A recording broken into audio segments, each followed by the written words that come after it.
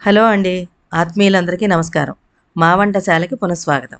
కొన్ని కూరగాయల్ని కూరలా కాకుండా రోటి పచ్చళ్ళలా కూడా చేయొచ్చు, కూరకి అనుపాకంగా. అందులో ఒకటి దొండకాయ. దీన్ని రోటి పచ్చళ్ళలాగా ఎలా చేసుకుందామో చూద్దామా? పావు కిలో దొండకాయల్ని తీసుకొని కడిగి ఇలా ముక్కలు చేసుకున్నానండి. ఈ పచ్చట్లోకి కావాల్సిన పదార్థాలు: పచ్చిమిరపకాయలు, పచ్చి కొబ్బరి, కొత్తిమీర తురుము, చింతపండు, జీలకర్ర, ఇంకా పసుపు, ఉప్పు.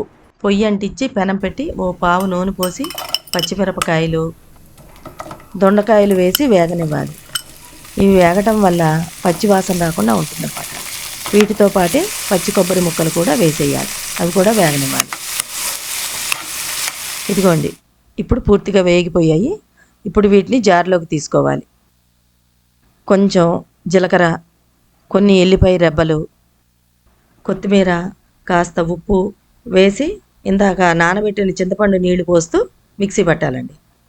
పొయ్యి మీద పెనం పెట్టి ఓ పావు నూనె పోయాలి. ఇందులో 1/2 టీ స్పూను ఆవాలు, కొంత కరివేపాకు, కొట్టుకున్న ఎల్లిపాయలు, ఒక 4 ఎండుమిరపకాయలు తుంచుకున్నవి వేయాలండి. దోరగా వేపాలి.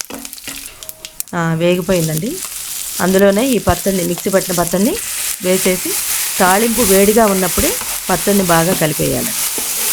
ఈ పచ్చడి అన్నంలోకే కాదు, దోశల్లోకి కూడా బాగుంటుందండి. ఇదండి స్వాదిష్టమైన దొండకాయ పచ్చి కొబ్బరి పచ్చడి. ఒకసారి ట్రై చేయండి.